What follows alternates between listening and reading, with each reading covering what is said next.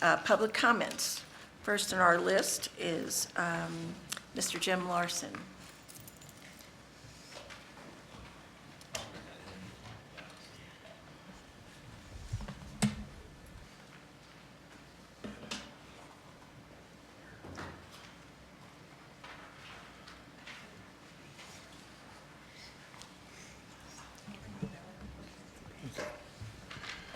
Okay, I'm going to get the bell rung in 3 minutes. So, Chair Fine, members of the board, thank you for this opportunity. According to their recent fifth status report, the city and APD remain committed to devoting every resource, every staff member, and idea to the reform called for by the CASA. The statement, while reflecting some commendable achievements, misrepresents a significant failure. I prepared a diagram to highlight the failure in case my comments are unclear. In the majority of complaint investigations, the Chief of Police fails to comply with two sections of the Police Oversight Ordinance. One, within 30 days of receipt of the decision of the POB, the Chief of Police shall notify the POB and the original civilian complainant of his or her final disciplinary decision in writing by certified mail. Two, if the Chief does not accept the disciplinary recommendations of the POB, he shall respond in writing within 30 days with the reason the recommended discipline was not imposed.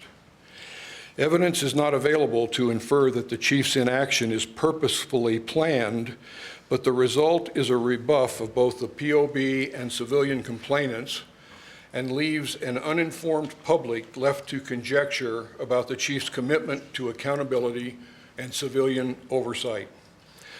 So far, the Chief has not been held accountable for his noncompliance. It remains uncertain if the Chief will comply in the future, when he will comply, and who will ensure his accountability. The POB should not limit their lengthy pursuit of the Chief's compliance by securing notification only for the POB.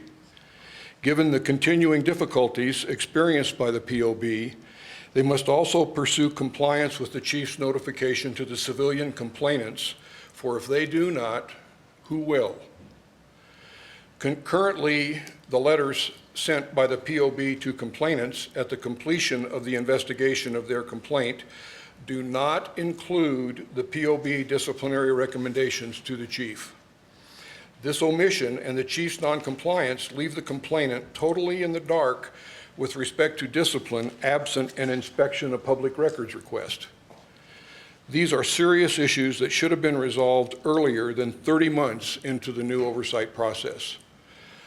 If you take a quick look at the diagram, one of the things I want to call out is that the director writes the complainant response letter, and he's the only one that gets information from APD's personnel records. He writes a summary for you all, as I understand it, and then he sends that to the Chief. Only the Chief's letter has a recommendation attached to it.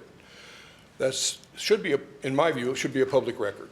So the response provided to the complainant has no disciplinary action, and the Chief is not responding.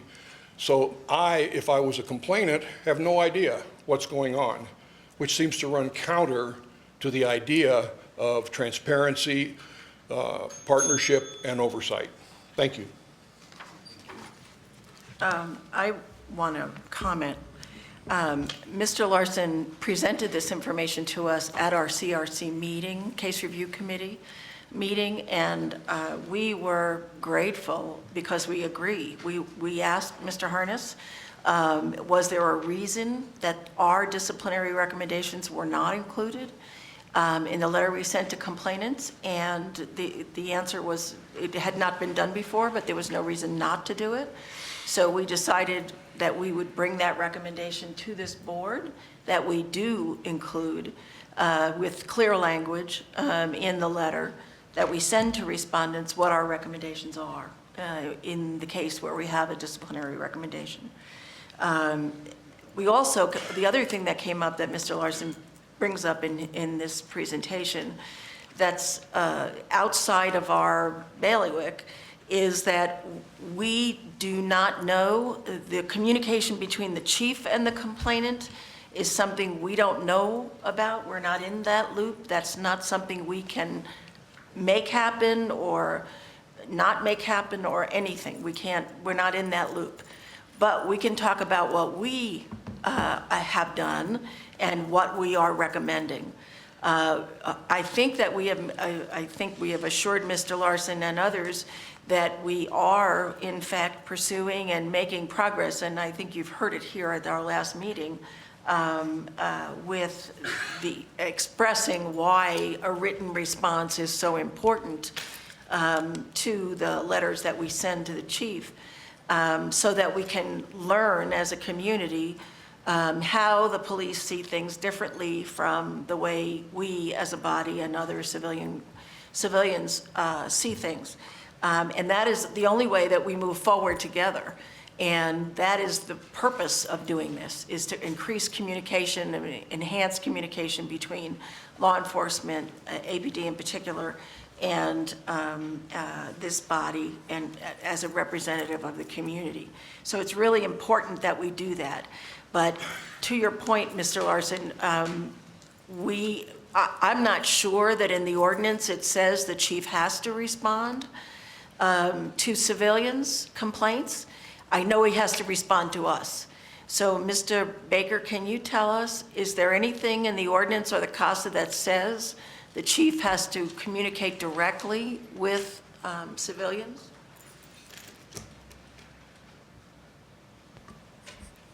Chair Fine, I'll have to look to double check the procedure on that. I wasn't prepared to address it at the moment, but I can look and later in the meeting supplement. Okay, so we'll bring that up and we'll add it to the minutes. Whatever your findings are, can we do that? Sure. Okay, that way Chair it'll Fine. be there. Yes, ma'am. Chair Fine, I have a question for Mr. Larson. It's something that I'm curious about. I was wondering, of course, we're going to have Mr. Baker look up the requirements, but as a person who's a citizen, I'm sure there are other people who are interested. What would make you, in terms of accountability, what would feel satisfactory to you, and if to hold the chief accountable? What action? How would you see that playing out so that the community would feel, satisfied with his response? Well, I think the community would be satisfied with the response if he just followed the statute. I can tell you that what I read to you, I quoted out of the statute about the civilian complainant. I probably have it highlighted, but I'm sure Mr. Baker will be able to figure that out. I think that it's, the problem that I saw was going through the records on the website and trying to come up with some sense of how many complaints did you guys make recommendations for, and how many did the chief support or not support. And until your last board meeting, there were virtually almost no responses from the chief. And then when I looked at those responses, all it said was, hey, I don't agree with this, and this is what I think, not why I think this.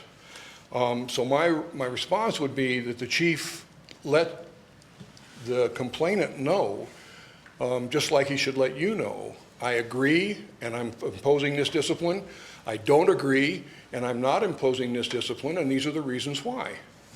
Otherwise, we have and I know, Chairman Fine, that the statute does not call for your oversight of his response to the citizens. However, I would say it's clear that he has to respond to you all, and he's not responding to you all. So if I'm a citizen, how do I enforce that? The only way I could think of it is to come to you and say, maybe you can talk to them as a body and urge them to comply. Otherwise, we have to try to form another organization of complainants to try to force the chief to take some action. I think that's a very good point, but Dr. Ring has something he wants to say. Mr. Larson and Chair Fine, this is wonderful. I appreciate it very much. But to clarify and to make it more exacting, this group has been in existence this is our 26th month.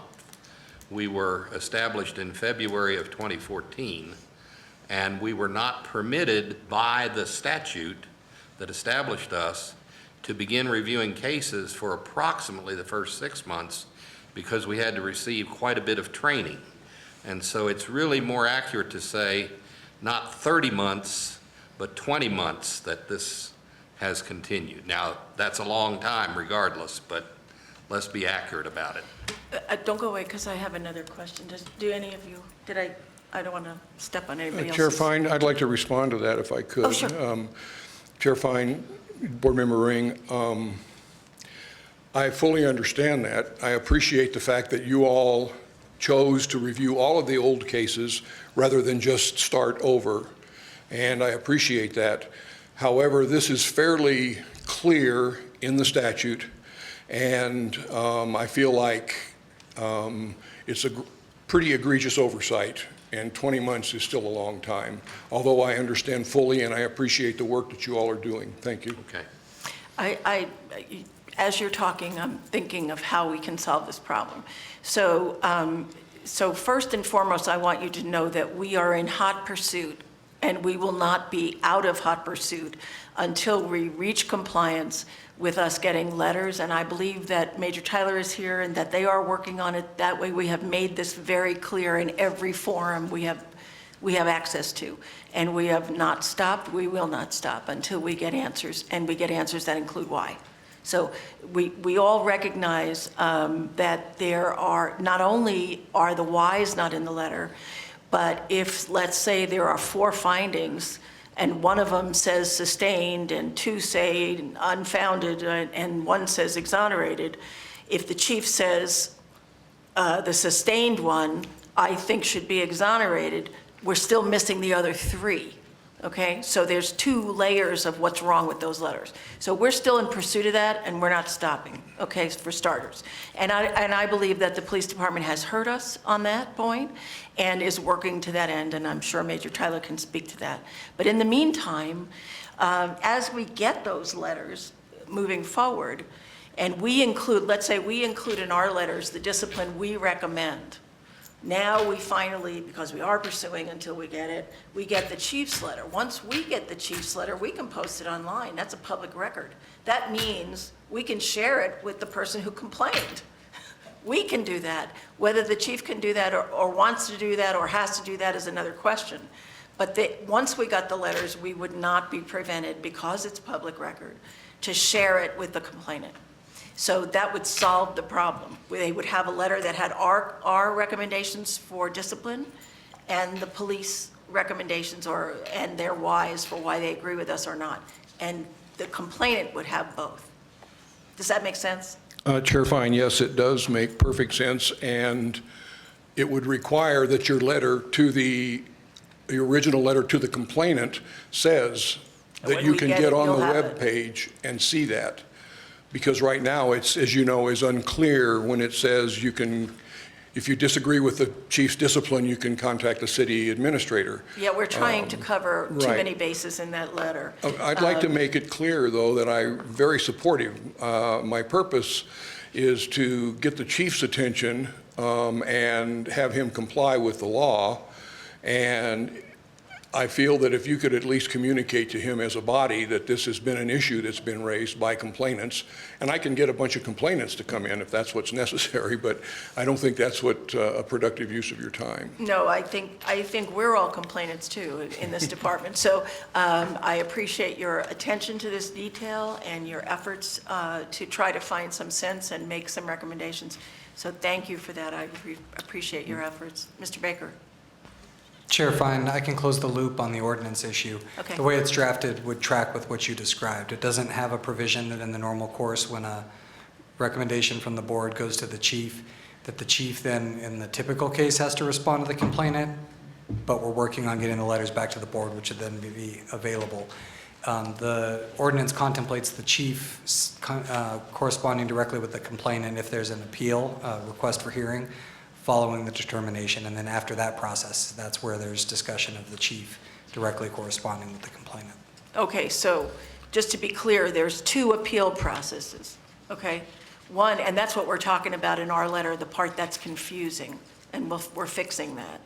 But when we are saying you can appeal our decision, but if you want to appeal the chief's decision, you have to contact them. We can't do that appeal. That's not our bailiwick.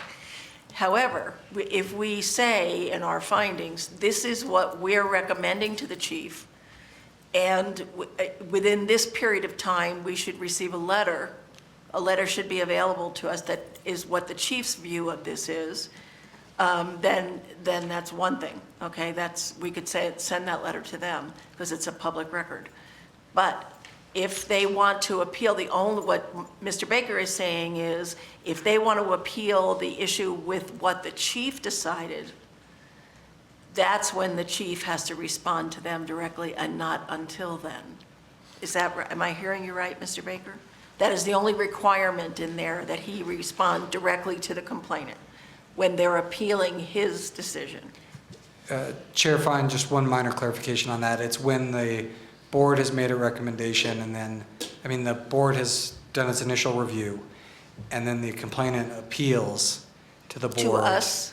To the board. Oh, and okay, then my bad. If the board alters its findings and sends that on to the chief can reconsider, and then at that point contemplates the chief sending something back to the complainant and the board. So there's nothing that, unless in that circumstance, there's nothing that requires the chief to directly communicate with the civilian that's making a complaint. That's my read of this, which doesn't surprise me since this is the ordinance that deals with the POB procedures and as Right. opposed to the chief's disciplinary decision outside the POB process. Okay. Well, then, my bad. I'm sorry. Chair Fine, members of the board, I'm not an attorney, but if you look at section 941-8 under the civilian complainant procedures, I think it says,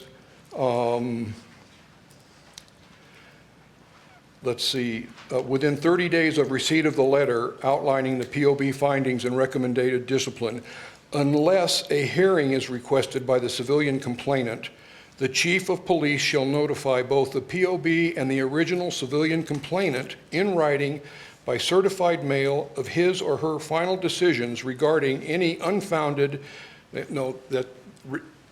that's the proposed language in your new statute, but what I just read is there. You see that, Mark?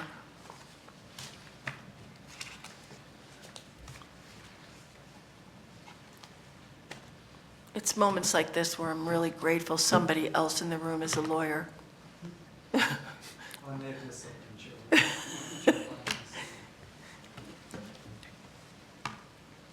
I don't mean to be argumentative, Chair No, Fine. we want to be clear. That's fine. It's section 8, paragraph C. It's the last part of paragraph C.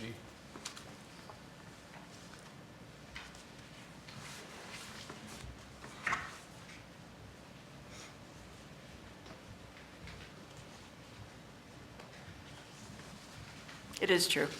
I stand corrected. Okay. Mr. Larson, thank you again. I think that we need to be clear on this point since we're confused. It might be nice for us to share our clarity, newfound clarity on this point with the chief in writing a letter to him for my signature. Could you do that? Yes, Chair Fine, and sorry for missing it the first round. It's just No, that's fine. working on the I fly. just think that it's important that we be super clear about what's expected of everybody, us, the chief, everybody. So unless we do that, we're going to step on each other's toes time and time again and not get to the finish line. Okay? Thank you, Mr. Larson. Thank you. So I think the end of that is that our recommendation for the CRC, it will come in Leonard's report, but what we will go back to is we're going to change our letters so that they include the discipline. That's the recommendation from the committee, and we'll deal with that when we get to Leonard's report. Okay. All right. GP, you're next. That's Mr. GP. It's always GP. Thank you, Madam Chair, members of the committee. I come before you at the suggestion of Judge Brack and communications with his office through his clerk. I'm very, very concerned in the processes to date since I had become involved since the James Boyd shooting, to understand how a gentleman is carried down in a body bag under those conditions. And as a previous complainant, I find that this board needs full subpoena authorities to be complementary to all complainants, that they secure a complete investigative process. I would have hoped that the board that I went before, when I had submitted a complaint that ended up going to court against 2 police officers with APD, that the board that I presented my complaint to would have had full subpoena authorities, I think would have resulted in why my attorney took those police officers to court. At this time, I'm being denied police ride-alongs, even though I am fully qualified. As you know, I attended the academy with many of you for that purpose. I have checked with my attorney, and he has firmly stated that it's at the discretion of APD to allow those police ride-alongs or not. So, just for your information, how are we as a citizen supposed to secure communications for the CASA agreement if we're not out in the field able to secure the questions that we can bring before this board or any Citizens Police Committee? Thank you. GP, I just want to make sure you understand that our recommendations for ordinance change does include the subpoena part. And that was a recommendation that Sue Brown's committee made. So just so you know, we have that going into our list of changes we'd like to see made to the ordinance. Thank you, Madam Chair. Okay. Mr. Perard. I said your name wrong, I'm sorry. Excuse the squeaking. My hip is going out. Ouch. Thank you. Good evening, and thank you for hearing my words. Last month, I attended 3 of the CPC meetings, 3 of the 6. The meetings at the Holiday Park Community Center had no agenda online, and they were handed out at the meeting. The second meeting was Domingo Baca Multicultural Center. That meeting had no agenda posted on the APD website, and that was 24 hours before the meeting. No agenda. And this agenda was brought to the meeting by Selena Espinosa and Nicole Chavez Lucero, along with the APD marketing propaganda. Meeting 3 was at the Patrick Baca Library Southwest Command. They also had no agenda up online until 3 o'clock that afternoon. So anyway, it is my understanding from CPC procedural manual, which the CPCs, Ed Harness, the City of Albuquerque, and APD seem to deny the existence of this manual. It is stated by the DOJ standards that CPC meetings will be set up 7 to 10 day notification period. That means that APD should have notifications posted online 7 to 10 days ahead of time. That's simple English to understand. They're not abiding by it. In the case of in case there's a mix-up in scheduling or unforeseen board emergencies, the board must notify 72 hours before the meeting. And if there is no notification given by the beginning of the 72-hour period, then that meeting should be canceled. If there is only 2 board members present, there should be no meeting. There's no quorum there.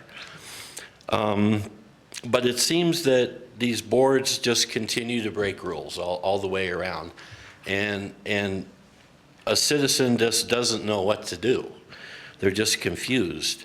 Also, APD has too much control over these meetings. People are very uninformed and have no idea what the settlement agreement is all about, and let alone how it's supposed to apply to the fixing of APD. After all this time, from the time of implementation of the agreement, ex-Chief Schultz, ex-Chief Banks, and present unqualified Chief Eden have all done their best to not comply with the settlement agreement. I was actually watching the board meeting, the subcommittee meeting that you had the other day with Mr. Larson. Can I just finish up? And I did notice that you have a very tough job ahead of you. There's too much resistance from APD and Mr. Harness. But with that said, let me just state that I have seen some of the videos, and the persons you have to go through and get information always throws up a roadblock. And it just seems that you have a difficult job, so I'm just asking you, how can we help? How can I help you? Well, I'm grateful to you for coming to our meetings. Thank you, sir. And- I know this really matters to you. I know you experienced a loss yourself. I haven't experienced a loss like you have, but I really do think it matters, the relationship between the police department and the community. And we're frustrated, but we're working on it, and we're not walking away. So you keep showing up, and so will we. Okay, and I just thought I'd let you know that I study law on the side, and it's my constitutional right to study law. So you really kind of don't need a lawyer all the time. And if I can help you with some legal matters, I'll be more than happy to do that too. Thank you, Tony. I appreciate it. Can I, Chair? Yeah. Yeah, sorry. Some of the things that you brought up, first of all, again, thank you. I appreciate you coming to the meeting. But what you'd said earlier about the CPCs and the lack of putting agendas up online and things like that, I'm taking that as you're bringing it to our attention. From what I understand, we don't have any jurisdiction or any power or authority over the CPCs. They No. were created by APD. Yeah. We were created by the city council, but we don't have any power or authority there. So I guess what I'm asking is, I'm trying to paraphrase, I'm hearing you say that you want to bring that to our attention. You're frustrated about it, that you support us, but I want you to know also that, you know, as frustrated as I am about that, we can't. He's brought that to us before, and he does know that we don't Okay. govern them, but he doesn't have another place to go to express good his point. concerns. Well, Yeah, no, but it's thank you, it's not so much that. I understand what you're saying about that. But the thing is that the DOJ put out a procedural manual for guidelines to set up these CPCs. And they're not being followed in any way, shape, or form because they go through APD. And Selena Espinosa is supposed to be the liaison between the communities, and the information that needs to be put up there to let neighbors know that these meetings are going on is not there online where it's supposed to be. And you understand, though, Mr. Perd, that we don't run the CPCs, Yeah. we don't govern the CPCs, and so if the rule comes from the Department of Justice, probably the best place for your complaint is the Department of Justice, though you're always welcome to come here and tell us about it as well. We just can't fix it for you. We can't make it happen, and that's not an authority we have. So, but we understand your frustration, we understand it makes you feel better, I'm assuming, I'm hoping, for you to come and tell us about it, and that's fine. But we just can't fix it for you, and we signed up because we like being fixers. It's just part of who we are. Yeah. And we can't fix that part. So maybe the Department of Justice can, I can't, we can't, because that's my only. Yeah, but the boards, they can. I have a question. The CPC boards maybe can, but Yes. we can't. We, the POB, can't. You understand? Yes, yes. I just have a question, but is there some way in the documentation and all that we take to Dr. Ginger, to the DOJ, because they have another thing coming up, what, May 5th or 3rd, that we can put, say, that we've had these complaints, we have nothing that we can do about it, but to make them aware of it from our point of view also? Is there something we can maybe? Well, I'm sure that we could do that, but I'm saying the best thing to do is to always go to the source. So I would write to Dr. Ginger, and I would write to Elizabeth Martinez. Yes, I've contacted, Yeah, and they're Dr. in the Ginger. best position to do that, to change what's going on. yeah, Yeah, we're working on that right Okay, now. good. Thank you. I have, yeah, Oh, I'm sorry. Other question? that's okay. Still, I'm still new on the board, but I've heard about this. I know we are not involved. Yes. At all, period. Mhm.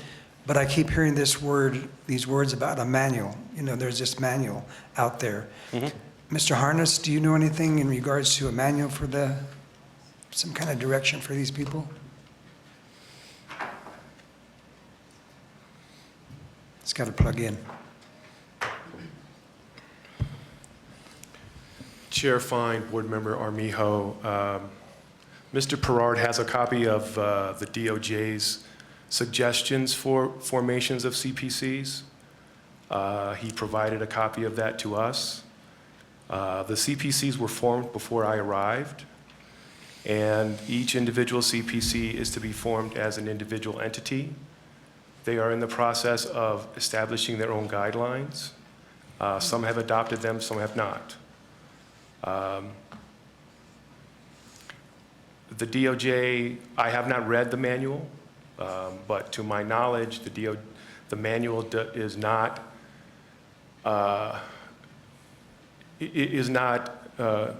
something that the CPCs have to follow. It's a suggestion on how they should form, and they can form however they like.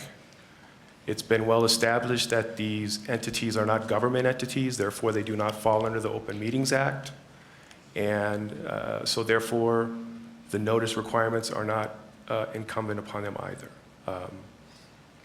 And so the manual exists. Ms. Perard has a copy of it. My understanding is